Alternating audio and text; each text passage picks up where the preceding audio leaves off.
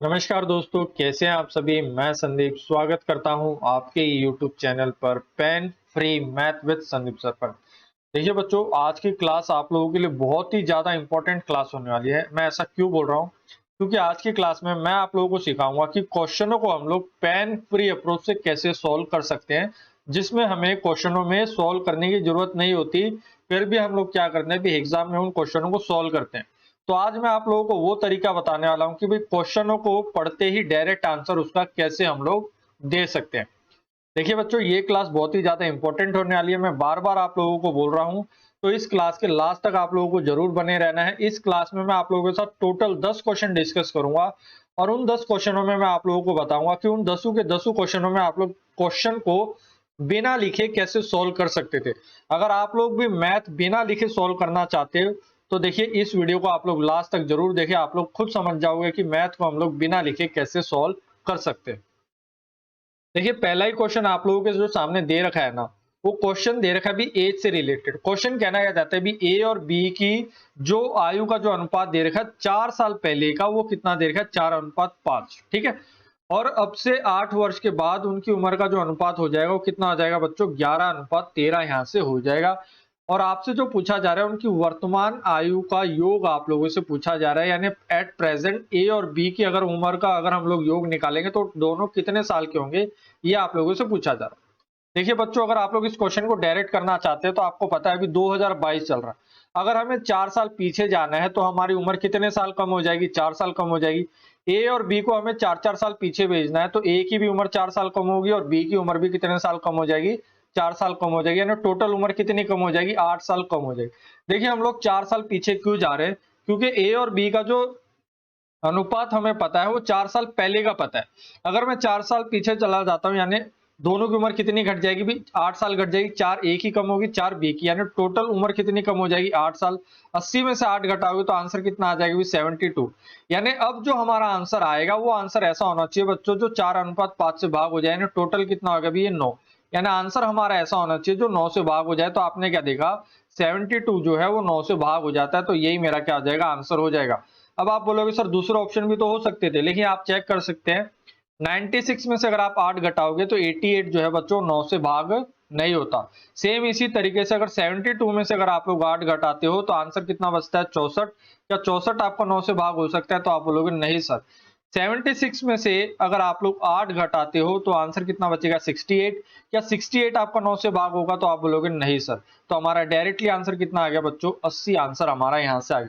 देखिए यहाँ पे मैं आप लोगों को बेसिक तरीका नहीं बता रहा हूँ कि बेसिक तरीके से हम क्वेश्चन को कैसे सॉल्व कर सकते हैं। अगर आप लोग बेसिक से सीखना चाहते हैं तो ये सभी चैप्टर मैंने पूरे कंप्लीट करवा रखे हैं यूट्यूब पे।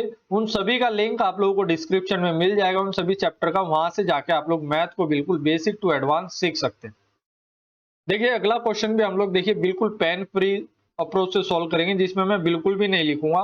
क्वेश्चन कहना क्या जाता है भी, एक समूह में लड़कों और लड़कियों का जो अनुपात आप लोगों को दे रखा है बच्चों, कितना दे रखा है, 7:6 दे रखा है। इसका मतलब क्या है, अगर लड़के 7 होंगे तो लड़कियां कितनी होंगी, 6 होगी। अब वो क्या कहता है भी, 4 लड़के समूह में आ जाते हैं और 3 लड़कियां समूह से चली जाती है। यानी 4 लड़के आ रहे हैं और 3 लड़कियां जा रही है। यानी ओवरऑल जो कैंडिडेट है वो कितने बढ़ रहे हैं भी, एक कैंडिडेट बढ़ रहा है। ऐसा करने से जो अब अनुपात हो गया वो लड़कों और लड़कियों का कितना हो गया बच्चों, 4:3 हो गया। तो आप लोगों से पूछा अभी आरंभ में इस समूह में लड़कों और लड़कियों की कुल संख्या कितनी है, यानी जो वो कॉलेज है उसमें लड़कों और लड़कियों की संख्या आप लोगों को बतानी है। तो आपने क्या देखा भी, लड़कों और लड़कियों की संख्या का अनुपात आपको कितना देखा, 7:6, यानी टोटल वैल्यू कितनी होगी भी, 13। यानी आंसर मेरा वही होगा जो 13 से भाग होगा। आपने देखा भी 117 13 से भाग हो जाता है, 78 भी 13 से भाग हो जाता है, 91 भी 13 से भाग हो जाता है, 104 भी 13 से भाग हो जाता है। तो चारों ऑप्शन आप लोगों को ऐसे मिल गए। लेकिन आपको ये बात भी तो पता है बच्चों की 4 लड़के आएंगे 3 लड़कियां जाएंगी। इसका मतलब जो आपका ग्रुप है उसमें टोटल कितने मेंबर बढ़ेंगे, एक मेंबर बढ़ेगा। अगर ग्रुप में एक मेंबर बढ़ेगा तो अब जो रेशियो हो जाएगा वो कितना हो जाएगा भी, 4:3 हो जाएगा। इसका मतलब अब जो हमारा आंसर आना चाहिए वो आंसर ऐसा होना चाहिए जो 7 से भाग हो जाए। तो आपने क्या देखा भी, 117 में अगर एक जोड़ दोगे तो आंसर कितना हो गया, 118। क्या ये 118 आपका 7 से भाग होता है, तो आप बोलोगे नहीं सर। 78 में एक जोड़ दिया तो कितना आ गया भी, 79। क्या 79 आपका 7 से भाग होगा, नहीं होगा। 91 में अगर आप 1 जोड़ोगे तो 92, क्या 92 आपका 7 से भाग होगा? नहीं होगा। 104 में 1 जोड़ दिया तो कितना आ गया बच्चों? 105 हो गया। 105 जो है वो हमारा 7 से भाग हो जाता है, तो यही मेरा क्या हो जाएगा? डायरेक्ट आंसर हो जाएगा। तो देखिए, मैथ के क्वेश्चनों को हम लोग लॉजिकल अगर सोचते हैं तो उनमें लिखने की जरूरत नहीं होती। अगर मैं इस क्वेश्चन को एग्जाम में सॉल्व करता तो मैं ये देखता कि भाई जो मुझे आंसर निकालना है वो निकालना है भी टोटल लड़के और लड़कियां हैं कितनी। तो मैं देखूंगा भी 7:6 टोटल कितना हो गया? 13। यानी आंसर मेरा वही होना चाहिए था जो 13 से भाग हो जाए। लेकिन मैंने देखा कि चारों के चारों ऑप्शन मेरे ऐसे हैं जो 13 से भाग हो रहे हैं, तो यहां से मैं आंसर नहीं निकाल सकता। लेकिन बच्चों मुझे एक बात ये भी तो पता थी कि 4 लड़के आ रहे हैं, 3 लड़कियां जा रही है, इसका मतलब ग्रुप में एक मेंबर ज्यादा आ रहा है। अगर ग्रुप में एक मेंबर ज्यादा आ रहा है तो अब जो मेरा रेशियो हो जाता है, नया अनुपात हो जाता है, वो कितना हो जाता है? 4:3 हो जाता है। इसका मतलब अब जो मेरे ग्रुप के जो जितने भी टोटल मेंबर हैं, वो मेंबर इतने होने चाहिए कि अब वो किससे भाग हो जाए? अब 7 से भाग हो जाए। तो आपने क्या देखा भी 104 पहले मेंबर थे, 104 में आपने 1 जोड़ दिया तो टोटल कितने हो गए? 105। 105 जो है वो आपका 7 से पूरा पूरा भाग हो जाता है, क्योंकि 104 में 1 जोड़ोगे तो कितना हो गया? 105। 105 जो है वो आपका 7 से पूरा पूरा भाग हो रहा है। ठीक है, देखिए अगला ही क्वेश्चन आप लोगों का बहुत ही जबरदस्त क्वेश्चन है, और ये क्वेश्चन आप लोगों का नंबर सिस्टम से रिलेटेड क्वेश्चन है बच्चों। इस क्वेश्चन को भी आप लोग पेन फ्री अप्रोच से कर सकते हैं अगर आप लोगों को सही तरीका पता हो तो। क्वेश्चन कहता है कि अभी दो संख्याओं की एक संख्या है, जब इसको अंकों के योग से गुणा किया जाता है तो जो गुणफल होता है वो कितना आता है? अभी 424 आता है। दो अंकों की संख्या को देखिए लिखने का जो तरीका होता है वो ऐसा होता है, 10x प्लस वाई, ये दो अंकों की संख्या है। जब हम इसको इसके योग से गुणा करते हैं, यानी योग कितना आ गया? अभी x प्लस वाई, यानी दोनों नंबरों को जब हम जोड़ते हैं तो ये जो टोटल प्रोडक्ट आता है हमारा, गुणफल आता है, वो कितना आ रहा है? अभी 424 हमारा यहां से आ रहा है। अब वो क्या कहता है भी जब इनके अंकों के पलटने से बनी संख्या को अगर उनके अंकों से जोड़े और उनको गुणा करें तो अब परिणाम कितना आ रहा है? भी 280 आ रहा है। यानी जो ये दो अंकों की संख्या थी इसको अब हम पलट रहे हैं। अगर पलट रहे हैं तो ये कितना आ गया? भी 10y, ये कितना आ गया? भी x हो गया आप लोगों का। अब आपने क्या किया? भी इन अंकों को दोबारा जोड़ा तो ये कितना आ गया? भी x प्लस वाई। अगर इनकी गुणा की तो अब आंसर कितना आ रहा है? भी 280 आ रहा है। तो आप अगर यहाँ पे एक बात ध्यान से देखते हो बच्चों, तो x प्लस वाई और x प्लस वाई, ये नंबर ऐसा है जो दोनों जगह क्या भी इक्वेशन में सेम है। और आप लोगों से पूछा भी क्या जा रहा है? भी दोनों संख्याओं का योग आप लोगों से पूछ रहा है, यानी x प्लस वाई की वैल्यू आप लोगों से पूछ रहा है।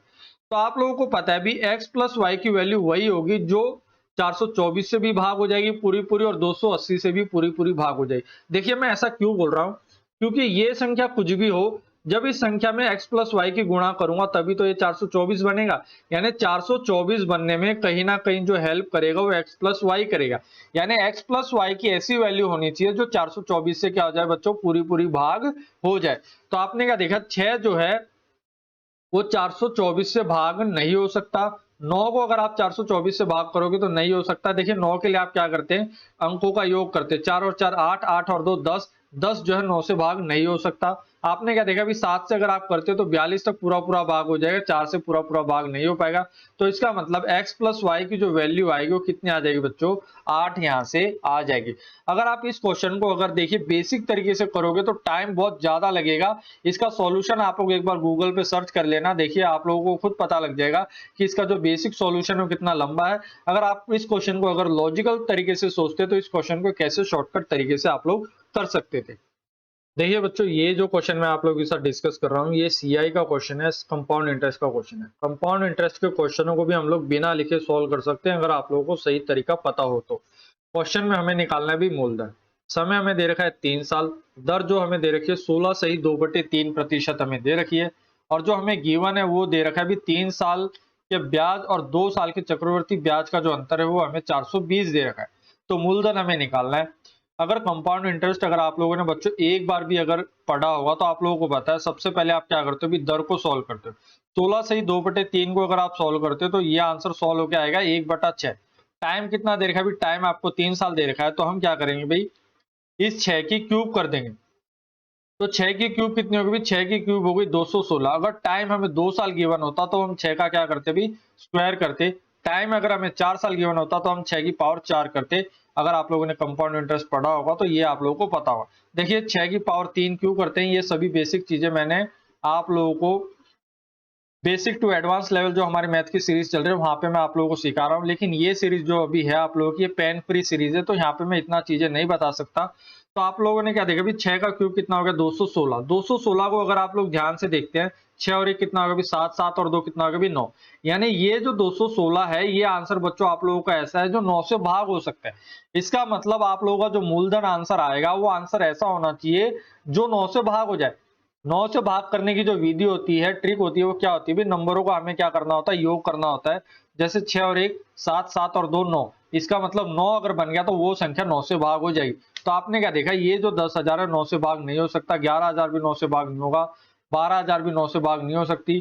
तो आंसर जो आप लोगों का आएगा 12,960 जो है वो आपका 9 से भाग हो जाए। कैसे भी 9 9 से भाग हो जाए, 6 और 3 कितना हो गया 9, तो 9 भी 9 से भाग हो जाएगा। तो आपका डायरेक्टली आंसर कितना आ गया 12,960। आप लोगों का यहाँ से आंसर आ गया। देखिए बच्चों ये जो क्वेश्चन है ना, ये क्वेश्चन भी बहुत ही जबरदस्त क्वेश्चन है और इस क्वेश्चन को भी आप लोग बिना लिखे सोल्व कर सकते थे। क्वेश्चन में कहता है कि अभी किसी परीक्षा में पास होने वालों की संख्या फेल होने वालों की संख्या का जो अनुपात दे रखा है वो 25:4 दे रखा है। इसका मतलब 25 बच्चे पास हुए, 4 बच्चे फेल हुए, ऐसा ये कह रहा है। अब ये कहता है कि कंडीशन आ रही है, यदि का मतलब हो गया कंडीशन, यदि 5 बच्चे और अधिक परीक्षा दी होती तो फेल होने वालों की संख्या 2 कम हो जाती। अब ये कहता है कि अगर 5 बच्चे और एग्जाम ज्यादा देंगे तो 2 बच्चे कम फेल होंगे। अब जो पास और फेल की जो कंडीशन हो गई वो कितनी होगी भी 22:3 हो गई। इसका मतलब अब 22 बच्चे पास होंगे, 3 बच्चे फेल होंगे। तो आप लोगों से ये पूछा गया था बच्चों की परीक्षा में कितने विद्यार्थी बैठे थे, तो आपने क्या देखा भी पास और फेल, पास कितने बच्चे हो रहे थे 25, फेल कितने हो रहे थे 4, यानी टोटल कैंडिडेट कितने हो गए भी 29 हो गए। आपको पता भी ये 29 नहीं है, ये 29x है। यानी 29 की गुणा आप x के साथ करोगे तो जाके आपका सही आंसर आएगा। लेकिन आपको ये पता है भी जो भी आंसर आएगा उसमें 29 का कुछ ना कुछ रोल होगा, कुछ ना कुछ का बहुत ज्यादा रोल होगा। तो आपने क्या देखा आपका जो आंसर आना चाहिए वो आंसर ऐसा होना चाहिए बच्चों जो 29 से क्या हो जाए भाग हो जाए। तो आपने क्या देखा भी 145 जो आपका 29 से भाग हो जाएगा। क्यों? क्योंकि 29 गुणा में 5 करोगे तो आंसर कितना आ गया भी 145। 150 आपका 29 से भाग होता नहीं। 155 भी आपका 29 से डिवाइड नहीं होगा और 180 भी 29 से डिवाइड नहीं होगा। तो डायरेक्टली आंसर कितना आ गया भी 145 आप लोगों का यहाँ से आ गया। अगर इस क्वेश्चन को अगर आप लोग बेसिक से सॉल्व करना चाहते हो तो गूगल पे इसका एक बार देख लेना कि भी बेसिक सॉल्यूशन इसका क्या कहता है। देखिए अगर आप लोग मैथ सीखना चाहते हैं ना बिल्कुल बेसिक टू एडवांस लेवल, तो आप लोग हमारे इस प्लेटफॉर्म से जुड़ सकते हैं। मैं आप लोगों को यहाँ पे जो मैथ है बच्चों बिल्कुल बेसिक टू एडवांस लेवल सिखा रहा हूँ। प्लस आपको ये भी सिखा रहा हूँ कि मैथ के क्वेश्चनों को हम लोग पेन फ्री अप्रोच से कैसे सॉल्व कर सकते हैं। ये जो क्वेश्चन है अभी आप लोगों के सामने, ये क्वेश्चन आप लोगों का परसेंटेज से रिलेटेड क्वेश्चन है। एक चुनाव में उम्मीदवार एक्स को कुल वैध मतों का कितना वोट मिल रहा है? अभी 70% मिल रहा है। हम मान लेते हैं टोटल कितने कैंडिडेट है, एक्स और वाई दो कैंडिडेट हैं। तो एक्स को कितना प्रतिशत मिल रहा है? अभी 70% मत मिल रहे हैं, किसका भी वैलिड वोट होगा। और यदि कुल मतों में से 20% मतों को अवैध घोषित कर दिया जाता है, इसका मतलब क्या है? टोटल वोट कितने थे भी 100। 100 में से 20 वोट तो आप लोगों के इनवैलिड हो गए, यानी वैलिड वोट आप लोगों के कितने बचे भी 80। यानी वैध मत आप लोगों के कितने बच गए 80। और जो जीतने वाला कैंडिडेट है एक्स उसको कितने प्रतिशत मिल रहा है भी वैध मतों का 70%। अगर 80 का अगर आप लोग 70% निकालते तो आंसर कितना आ गया भी 56 आप लोगों का यहाँ से आ गया। आप लोगों को क्या दे रखा है? टोटल वोटों की जो संख्या दे रखी है वो 6,40,000 दे रखी है। इसका मतलब 100 की यूनिट की वैल्यू आपको किसके बराबर दे रखी है? 6,40,000 के बराबर। तो 2 जीरो से 2 जीरो कट जाएंगे। इसका मतलब आपको 56 की गुणा किसके साथ करनी है? 64 6,400 के साथ करनी है। अगर आप लोग यहाँ पे गुणा करोगे ना तो टाइम ज्यादा लगा दोगे। आप लोग यहाँ पे यूनिट डिजिट के ऊपर खेलो भी 6 गुणा में 4 करोगे तो लास्ट में आप लोगों का क्या आना चाहिए भी 4 आना चाहिए। और 2 जीरो सबसे लास्ट में तो होंगे ही होंगे। तो आपने क्या देखा 2 जीरो को आप लोग पहले एक बार भूल जाइए। 2 जीरो को अगर आप लोग भूल रहे हो तो आपने क्या देखा 6 गुणा में 4 करोगे तो आखिरी में क्या मिलना चाहिए भी 4 मिलना चाहिए। तो 4 आप लोगों को यहाँ मिल रहा है, तो यही आप लोगों का क्या हो जाएगा डायरेक्ट आंसर हो जाएगा। ठीक है, तो आप इस बच्चों इस क्वेश्चन को इस तरीके से भी सॉल्व कर सकते थे, जिसमें आप लोगों ने देखिए थोड़ा बहुत लिखा जरूर, लेकिन कैलकुलेशन को आपने मिनिमाइज कर दिया अगर आप लोग थोड़ा स्मार्ट तरीके से सोचते हैं तो।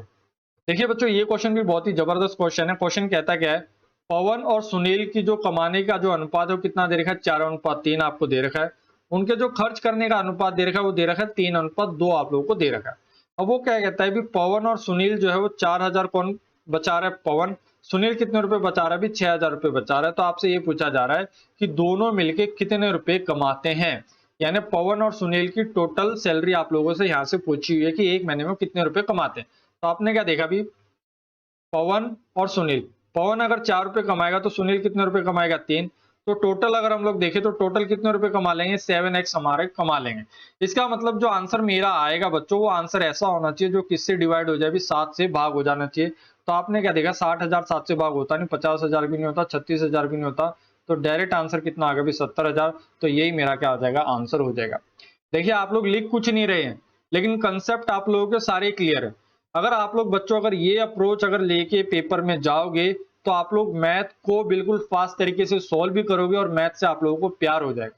देखिए मैथ के क्वेश्चनों को भी हम लोग पेन फ्री अप्रोच से सॉल्व कर सकते हैं अगर हमें सही तरीका पता हो तो।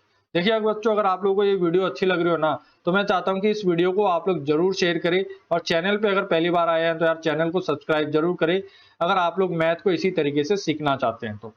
देखिए अगला क्वेश्चन जो है, ये क्वेश्चन भी आप लोगों का बच्चों कंपाउंड इंटरेस्ट का क्वेश्चन है, चक्रवृद्धि ब्याज से रिलेटेड क्वेश्चन है। क्वेश्चन क्या कहता है भी, कोई जो धनराशि है वो चक्रवर्ती ब्याज पर 3 वर्षों में कितना हो जाती है, 66,550 रुपए हो जाती है, और 4 वर्षों में कितना हो जाती है, 73,205 रुपए हो जाती है। तो आपको दर यहाँ से बताने हैं। तो देखिए बच्चों, यहाँ से है ना, इस क्वेश्चन को सोल्व करने के 3 तरीके हैं। मैं आपको यहाँ पे सिर्फ 2 ही तरीके बताऊंगा। तो आपने क्या देखा अभी, यहाँ पे जो है आप लोगों को क्या दे रखा है, यहाँ पे कोई अमाउंट थी, आपने क्या देखा 3 साल के बाद ये अमाउंट जो है वो कितनी हो गई, 66,550 रुपए हो गई। और क्या कहते हैं भी 4 वर्षों के बाद, यानी यहाँ से 4 साल के बाद ये अमाउंट कितनी हो गई, 73,205 रुपए हो गई। तो आपने क्या देखा, इनके बीच में डिफरेंस है कितना, भी 1 साल का डिफरेंस है। तो 1 साल के डिफरेंस में कंपाउंड इंटरेस्ट में क्या होता है, जो पिछली वाली वैल्यू होती है उसको हम क्या मानते हैं, प्रिंसिपल। अगली वाली वैल्यू जो होती है उसको हम क्या मानते हैं, अमाउंट यानी मिश्र धन। तो प्रिंसिपल ये हो गया, अमाउंट ये हो गया। तो आपने क्या देखा, इनके बीच में जो अंतर है, अगर ये मूलधन है, ये आप लोगों का मिश्र धन है, तो आपने ये देखना है कि भी ब्याज आपको मिल कितना रहा है। तो 73,205 में से अगर 66,550 अगर आप लोग यहाँ से घटाओगे तो आंसर कितना मिलेगा भी, 66,55 आप लोगों को यहाँ से आंसर मिल जाएगा। तो आपने क्या देखा, ब्याज आप लोगों ने कितना कमाया भी, 6,655 रुपए आप लोगों को ब्याज मिला, किसके ऊपर, 66,550 के ऊपर। गुणा में 100 करोगे तो आप लोगों को पता लग गया जो दर आई है वो कितनी आ रही है, 10% यहाँ से आ रही है। देखिए बच्चों, अगर आप लोग क्वेश्चन को अगर एग्जाम में इस तरीके से भी सॉल्व कर रहे हो ना, ये बाकी हालांकि एक थोड़ा फास्ट तरीका है, अगर आप लोग क्वेश्चन को फिर भी अगर इस तरीके से सॉल्व कर रहे हो तो भी आप लोगों का जो आंसर आएगा वो गलत आएगा। गलत नहीं, सही आएगा, लेकिन टाइम आप लोग ज्यादा लोगे। तो देखिए बच्चों, आप लोग है ना, क्वेश्चन तो सही आते हैं आप लोग, लेकिन एग्जाम में टाइम कैसे बचाना है वही मैं आप लोगों को यहाँ पे सिखाना चाहता हूँ। तो आपको पता है भी ये आप लोगों का क्या हो जाएगा, प्रिंसिपल, ये आप लोगों का क्या हो जाएगा, अमाउंट, क्योंकि गैप कितना दिख रहा है इनके बीच में, 1 साल का ही गैप आप लोगों को दिख रहा है। अगर आप लोग इस यहाँ पे दर को देखते हो तो 10% को हम क्या लिख सकते हैं भी, 1/10। अगर प्रिंसिपल 10 है तो अमाउंट कितना आ जाएगा, 11। सेम इसी तरीके से, यानी आप लोगों ने ये देखा 10% अगर हम लोग इसकी दर लेते हैं तो यानी प्रिंसिपल अगर 10 है तो अमाउंट कितना आ रहा है, 11। तो आपने क्या देखा भी, अमाउंट अगर 11 आ रहा है तो इसका मतलब जो 73,205 यूनिट है, ये वैल्यू आप लोगों की ऐसी होनी चाहिए जो 11 से भाग हो जाए। तो आप लोग 11 से भाग करके देख लेते हैं इसे। 7 और 2 कितना हो गया, 9। 9 और 5 कितना हो गया भी, 14। 14 में से 3 गया तो कितना बच गया भी, 11। इसका मतलब ये जो आंसर आप लोगों को दिख रहा है ये 11 से भाग हो सकता है।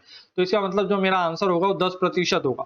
लेकिन अगर हम लोग और भी ऑप्शन सोल्व करके देखना चाहते हैं कि सर क्या दूसरे ऑप्शन हमारे आंसर हो सकते थे, तो आप देखिए भी 5% को क्या लिख सकते हैं, 1/20। अगर प्रिंसिपल मेरा 20 है तो एक ब्याज लगेगा, तो मिश्र धन कितना हो जाएगा भी, 21। तो आपने क्या देखा, 21 को हम क्या लिख सकते हैं, 7 गुणा में 3। यानी जो मेरा अमाउंट होना चाहिए, मिश्र धन होना चाहिए, वो ऐसा होना चाहिए जो 3 से भाग हो जाए। तो आपने क्या देखा, 3 से 3 कट जाएगा, 7 और 2 9, 9 भी कट जाएगा, 5 आप लोगों का जो 3 से भाग नहीं हो पाएगा। इसका मतलब 5% तो आपका आंसर नहीं हो सकता। 9 से ही 1/11 को अगर हम लोग सॉल्व करते हैं तो ये दर आती है 1/11 आप लोगों की आती है। यानी प्रिंसिपल आप लोगों का 11 होगा तो अमाउंट कितना हो जाएगा, अमाउंट हो जाएगा 12। तो आपको पता है भी 12 में क्या आ रहा है, 4 गुणा में 3। तो आपने क्या देखा भी 4 से अगर ये संख्या डिवाइड हो सकती है तो इसका मतलब लास्ट में 5 कभी भी नहीं आएगा। 1/9 को हम क्या लिख सकते हैं भी, इसको हम अगर सॉल्व करेंगे तो ये आएगा 1/9। यानी अगर प्रिंसिपल अगर आप लोगों का 9 है तो अमाउंट कितना हो जाएगा भी 10। तो आप लोग देखिए क्या ये जो अमाउंट आप लोगों को दिख रहा है, क्या ये 10 से भाग हो पा रहा है, नहीं हो पा रहा, क्योंकि 10 से कोई भी संख्या भाग होती है तो उसके लास्ट में आप लोगों को क्या मिलता है, 0 मिलता है। तो इस क्वेश्चन को आप लोग डायरेक्टली इस तरीके से भी देख सकते थे। ठीक है, बेसिक तरीका तो मैंने आप लोगों को बता ही दिया है। ये क्वेश्चन बच्चों आप लोगों का एल्जेब्रा का क्वेश्चन है। क्वेश्चन कहना क्या चाहते हैं भी, ए बी सी जो तीनों को अगर हम योग करते हैं तो कितना आ रहा है 7, ए जमा में बी, बी जमा में सी और ए जमा में सी अगर हम देखते हैं तो कितना आ रहा है अभी -6 आ रहा है। तो आप लोगों को इस इक्वेशन की वैल्यू यहाँ पे बतानी। देखिए इसका जो फॉर्मूला होता है वो फॉर्मूला ये होता है, अभी इस इक्वेशन को अगर आप लोग लिखेंगे तो ये होता है आप लोगों का A plus B plus C गुणा में A square plus B square plus C square minus में ए बी माइनस में बी सी और माइनस में सी ए, ये आप लोगों का यहाँ से फॉर्मूला होता है। तो देखिए अगर आप लोग इस फॉर्मूले में इस वैल्यू को पुट करोगे तो आपको पता है भी ए प्लस बी प्लस सी की वैल्यू तो आपको पता है भी कितनी है, अभी 7 है, यानी 7 में गुणा होकर आप लोगों का कुछ ना कुछ आंसर बनेगा। इसका मतलब जो आप लोगों का जो आंसर बन रहा होगा वो कहीं ना कहीं किससे डिवाइड होगा बच्चों, 7 से डिवाइड होने वाला आंसर होना चाहिए। तो आपने क्या देखा भाई 7 से डिवाइड होने वाला आंसर कौन सा है। तो अगर आप लोग इसको देखिए 469 को 7 से डिवाइड करके देखो, 7 गुणा में 6 कितना आ गया, 42 आप लोगों का हो गया। तो शेष कितना बचा, अभी 49 आप लोगों का शेष बच गया। 49 जो है हमारा 7 से भाग हो जाता है, इसका मतलब 469 जो है वो हमारा 7 से भाग होता है। तो यही मेरा क्या हो जाएगा, डायरेक्ट आंसर यहाँ से हो जाएगा। ठीक है, देखिए अगला क्वेश्चन क्या कहता है, दो संख्याएं हैं वो कितनी दे रखी है, 3:4 आप लोगों को दे रखी है और दोनों संख्याओं को अगर 30 से बढ़ा दिया जाए तो अनुपात कितना आ जाएगा, भी 9:10 आप लोगों का हो जाएगा। तो इन संख्याओं का योग आप लोगों को बताना है। तो आपने क्या देखा, योग कितना हो गया, 3 और 4 कितना हो गया, 7, यानी आंसर मेरा वही होगा जो 7 से भाग हो सकता है। तो 7 से भाग होने वाला सिर्फ एक ही ऑप्शन है, वो है 35। अगर आप लोगों को बच्चों ऐसा लग रहा है कि मैंने ऑप्शन के साथ कुछ छेड़छाड़ की है तो आप सेम यही क्वेश्चन एक बार गूगल पे सर्च करके देख लेना, आप लोगों को ऑप्शन भी बिल्कुल सेम मिलेंगे। मैंने ऑप्शन के साथ कोई भी छेड़छाड़ नहीं किया, बस मैं आप लोगों को एक नया तरीका सिखाना चाहता था कि क्वेश्चनों को हम लोग पेन फ्री अप्रोच से भी सॉल्व कर सकते हैं अगर आप लोगों को सही मेथड पता हो तो। ठीक है, अगर आप लोगों ने ये वीडियो यहाँ तक देखी तो यार बहुत बहुत धन्यवाद आप लोगों का। ये वीडियो आप लोगों को कैसी लगी बच्चों, लाइक करके आप लोग जरूर बता सकते हैं। अगर आप लोग अपने दोस्तों के साथ शेयर करेंगे तो यार बहुत ही अच्छा होगा, हमारा मोटिवेशन बढ़ेगा। देखिए बच्चों, अगर आप लोगों को ये वीडियो कहीं ना कहीं ऐसा लगा कि मैंने जो आप लोगों को आज कराया वो बहुत ही यूनिक और नया था आप लोगों के लिए, जो आप लोगों को पहले नहीं पता था, और आप लोगों को लगता है कि भी मैथ को अगर हम लोग इस तरीके से सीखना चाहते हैं तो आप लोग हमारे इस चैनल को सब्सक्राइब कर सकते हैं और बेल आइकन के ऑल पे जरूर क्लिक करना है, जिससे अगर मैं कोई भी वीडियो आप लोगों के लिए लेके आऊंगा तो उसका जो नोटिफिकेशन है बच्चों वो आपके पास सबसे पहले पहुंच सके। अगर आप लोग हमारी ऐप डाउनलोड करना चाहते हैं तो उसका लिंक मैंने आपको डिस्क्रिप्शन में दे रखा है। ऐप डाउनलोड करने का फायदा क्या होगा बच्चों, उससे आप लोग हरियाणा में सीईटी का जो एग्जाम होने वाला है उससे रिलेटेड जो भी नोट्स, पीडीएफ, करंट अफेयर, जो कुछ भी आप लोगों को चाहिए वो सभी की सभी चीजें आप लोगों को अपनी ऐप पे मिल जाएगी बिल्कुल फ्री ऑफ कॉस्ट। अगर आप लोग जितने भी टॉपिक कवर करना चाहते हैं मैथ के, मैंने देखिए 7 से 8 टॉपिक या 10 टॉपिक कवर करवा रखे हैं, उन सभी का लिंक आप लोगों को डिस्क्रिप्शन में मिल जाएगा। वहां से जाके आप लोग वो सभी टॉपिक बिल्कुल basic to advance level clear कर सकते हैं। तो ये क्लास यार कैसी लगी यार, प्लीज कमेंट बॉक्स में लिख के जरूर बताना। आप लोग खुश रहे और आप लोगों को इस बार सीईटी में जॉब जरूर मिले।